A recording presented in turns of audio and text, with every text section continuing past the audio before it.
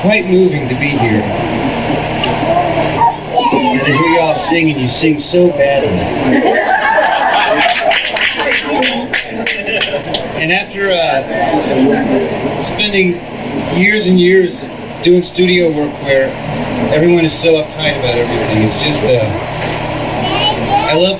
I grew up in the church in Indiana. I grew up, I had Christian parents, and they never made us go to church, because I always loved to go to church, because growing up, that was about the only place in Indiana where men actually sing.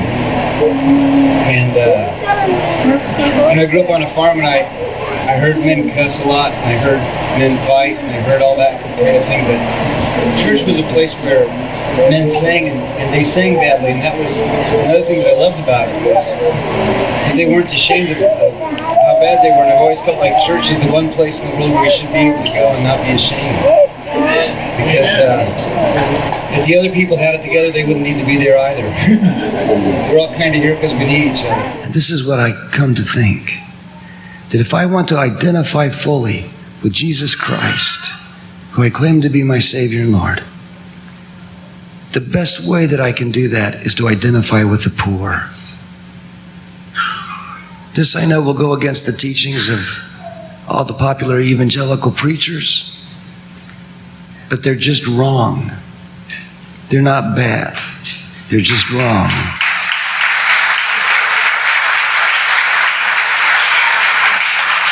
Christianity is not about building an absolutely secure little niche in the world where you can live with your perfect little wife and your perfect little children in a beautiful little house where you have no gays or minority groups anywhere near you.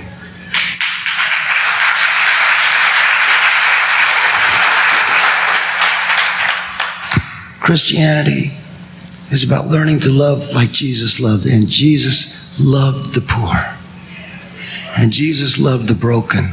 By the mid-90s, as Christian music had gotten larger and larger, more and more of a commercial force, the people that really had something to say were marginalized more and more and more, except for Rich Mullins.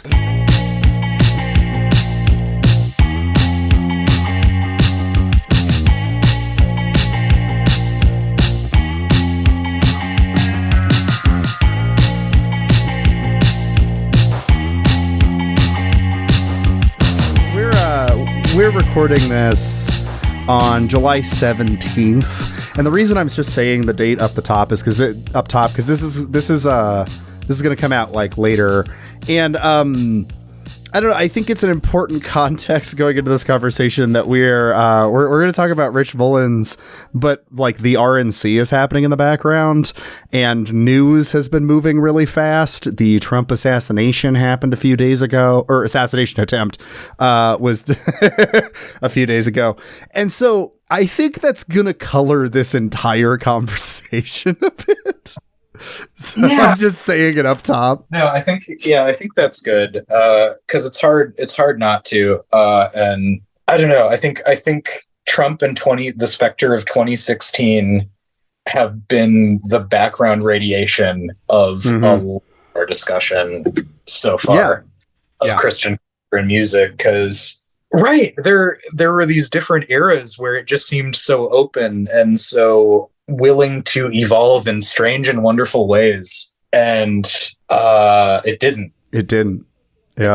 It's that's been a theme through this whole month, I think, is because this has ended up being a lot about the 2010s, and then even though this is not going to be about the 2010s this episode at all, actually, I think this one is kind of the punchline, if that makes sense, to this whole month, which is that that we've done this before. Like, the shit that happened through the 2010s also happened through the 70s and 80s. You know, Rich Mullins lived through that. Yeah, I don't know. So I found this one. I was saying to you off mic before we started that this one ended up being a lot more emotionally painful than I was expecting, like reading about this subject. Yeah, I don't know. This one's gutting me in a different way than the Bazan episode, because Bazan was processing these same questions. He was processing the sense of not feeling enamored with the faith anymore and feeling like it had betrayed you and stuff like that. Rich Mullins, I think he died a fervent evangelical for the most part. I think he was flirting with Catholicism toward the end, but he's more representing what that ideal Christianity was in my head as an evangelical, was Rich Mullins.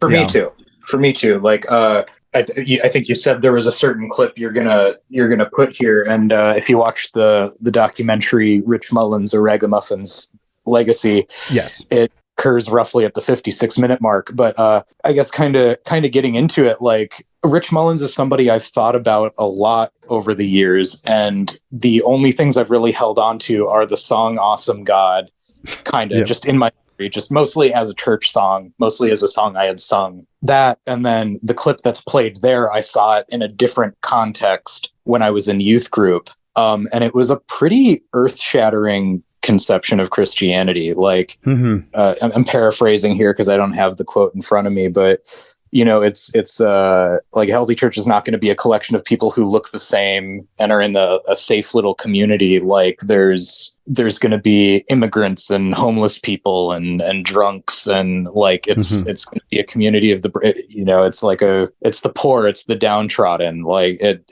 a call to Christians to actually take seriously Christ's heart for the poor, and his conviction that this is central to the church, and he's not seeing it done in the church, in the evangelical church specifically. And I think, it's heartbreaking. It really is.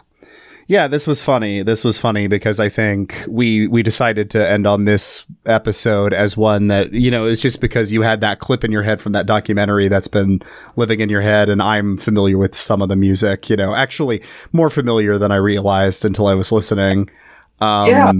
Yeah. And I remember now that my dad had a few Rich Mullins CDs, and I was very obsessive about playing those playing CDs. I was always listening to my dad's CDs, and he would get mad at me because I'd scratch them up. Anyway, but there's some Rich Mullins CDs in that. So that, I have that connection. And something I think is also kind of important here to why this ended up hitting me so hard is that, so my dad was a born again Christian evangelical, and his born again moment when he converted, because he wasn't a Christian until his 30s, actually, I believe, was in 1993. And, that's, and he went to Cornerstone, like the festival, I think at least once, maybe more than that.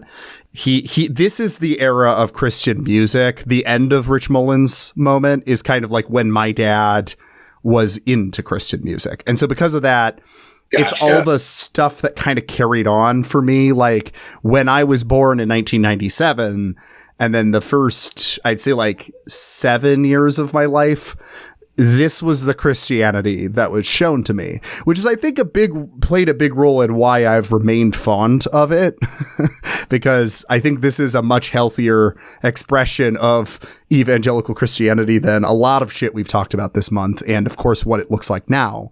But that's also why it hurt, because I also know how, Rich Mullins, the guy who wrote Awesome God, like a song you probably sang in church if you grew up Protestant, he had left-wing leaning views or whatever, but that church was going to end up being the thing you see tonight, on the RNC playing while we're recording this. This was a preview for a Patreon-only episode, so check out the show notes if you want to hear more.